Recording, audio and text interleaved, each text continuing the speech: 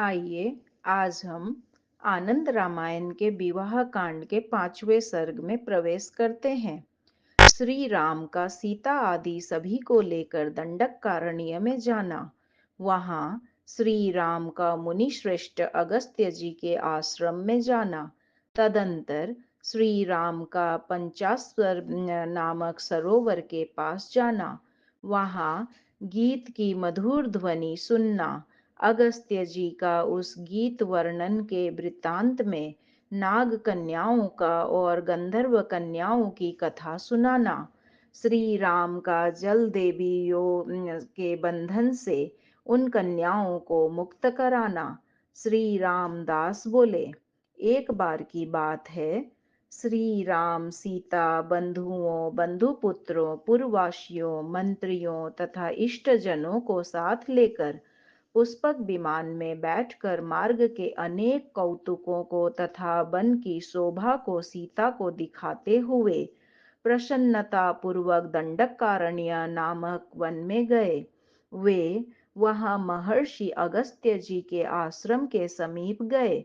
श्री राम के आगमन को जानकर कुंभयोनि मुनीश्वर अगस्त्य जी अपने आसन से उठे और रघुश्रेष्ठ श्री राम को अपने आश्रम लिवा लाने के लिए वहां गए और आदर पूर्वक उन्हें अपने आश्रम में ले आए।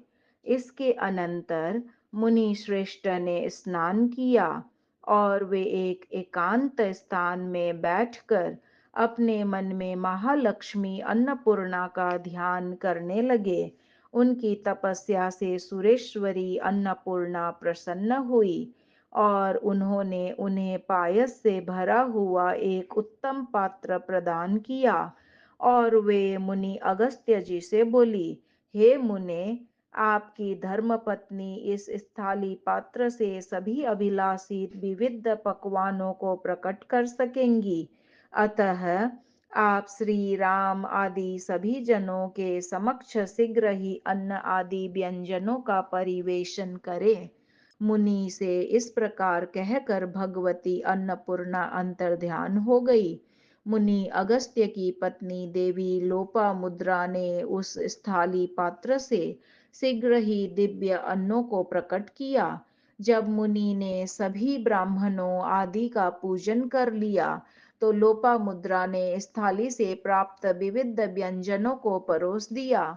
भोजन के अनंतर प्रसन्न मन वाले रघुश्रेष्ठ श्री राम को मुनि अगस्त्य जी ने बड़े ही आनंद से एक जड़ी रत्न निर्मित कंकण प्रदान किए और देवी सीता को दिव्य कुंडल प्रदान किए।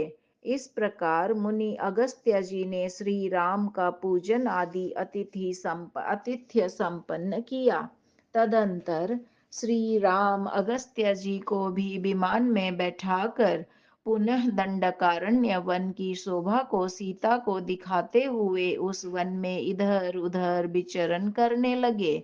उन्होंने अनेक प्रकार के वृक्षों, अनेकों पर्वतों तथा नदियों को तथा वहां विचरण करने वाले अनेक पक्षियों तथा मृग आदि पशुओं को भी दिखाया। इसी प्रकार विचरण करते हुए उन्हें आगे पंचासर नामक एक सरोवर दिखाई दिया। श्री राम ने उस सरोवर के तट पर अत्यंत प्रसन्नता पूर्वक रात्रिवास किया।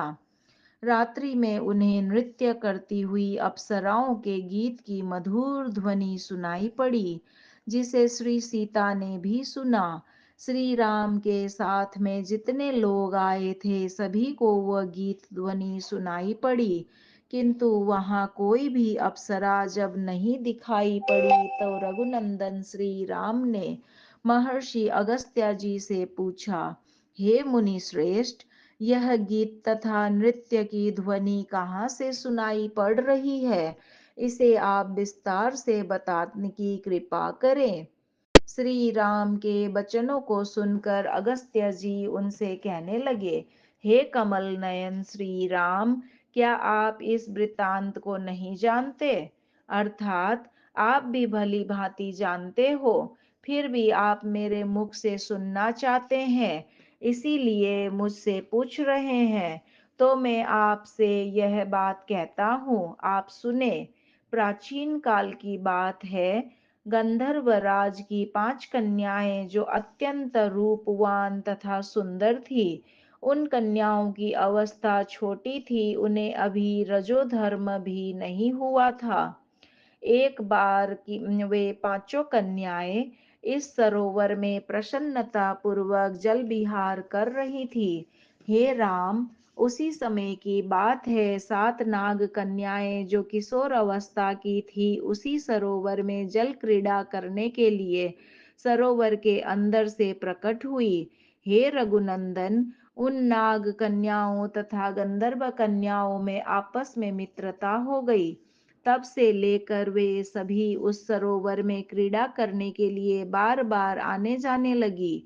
वहीं सरोवर के तट पर एक मुनि श्रेष्ठ रहकर तपस्या करते थे। वे उन कन्याओं के बार बार यह कर निषेध करते थे कि तुम लोग मेरे समीप में मत आया करो। किंतु बाल भाव से वे कन्याएं निरंतर उस सरोवर के समीप आती जाती रही। देवराज इंद्र ने भी उन मुनि की तपस्या भंग करने के लिए उन कन्याओं को प्रेरित किया था।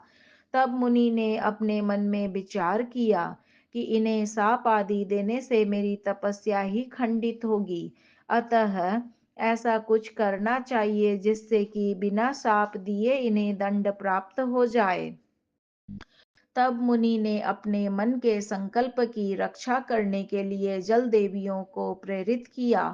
तब जल देवियां उन कन्याओं को मध्याह्न के समय जब वे वहां क्रीड़ा करने आई, तब बलपूर्वक पकड़कर अपने उस भवन में ले गई जहां आने जाने की सामर्थ्य किसी में भी नहीं है।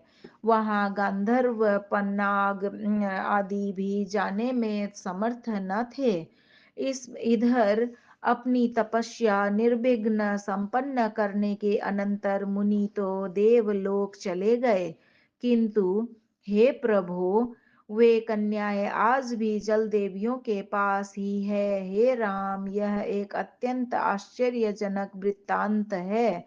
वे ही कन्याएं जल के अंदर जल देवियों के गृह में रहकर नृत्य और गीत आदि गाया करती हैं। उन्हीं के गीत की यह ध्वनि आपको सुनाई पड़ रही है। हे राम, आपने जिस प्रकार पूछा था वह सब वृत्तांत मैंने आपको बता दिया। अतः हे विभो, अब आप कुछ ऐसा कीजिए जिससे इन नाग कन्याओं तथा गांधर्व कन्याओं का कल्याण हो। मुनि के द्वारा इस प्रकार से कहे गए श्री राम अत्यंत प्रसन्न हो उठे और उन्होंने लक्ष्मण से कहा, मेरा धनुष ले आओ। मैं बाण छोड़कर शीघ्र ही जल देवियों के बंधन से इन सभी कन्याओं को मुक्त कर देता हूँ। श्री राम की ऐसी आज्ञा सुनकर लक्ष्मण ने शीघ्र ही धनुष और बाण श्री राम जी के हाथ में दे दिया। तब रघुद्वह श्री राम ने धनुष की प्रत्यंचा खींचकर धनुष की टंकार की और तुनीर में से अपने राम नाम से अंकित अत्यंत तीक्ष्ण एक बाण को निकाल कर सरसंधान किया। उस समय पृथ्वी दोलायमान होने लगी। सागर क्षुब्ध हो उठे, अत्यंत प्रचंड वायु बहने लगी। दिशाएं धूल से व्याप्त हो गई। आकाश मंडल से तारे टूट टूट कर पृथ्वी पर गिरने लगे। वन में विचरण करने वाले पशु पक्षी इधर उधर भागने लगे। पर्वत कंपित हो उठा। मेघ रुधिर की वर्षा करने लगे। यह सब देखकर तथा श्री राम के धनुष की तीव्र टंकार सुनकर जल देवियां अत्यंत भयभीत हो उठी और उन सभी कन्याओं को साथ लेकर वे श्री राम के पास चली आई। उन्होंने बड़े ही विनय के साथ श्री राम को प्रणाम किया। संख्या में वे कन्याएं 12 थी। 7 नाग कन्या तथा 5 गांधर्व कन्याएं थी। दिव्य वस्त्राभूषणों से मंडित उन 12 कन्याओं को जल देवियों ने श्री राम को समर्पित कर दिया और फिर वे जल देवियां श्री राम से इस प्रकार प्रार्थना करने लगी, हे राम, हे महाबाहो, हमसे जो अपराध हुआ है उसे आप क्षमा करने की कृपा करें। हे रघुश्रेष्ठ, अपने बाण को मत चलाइए।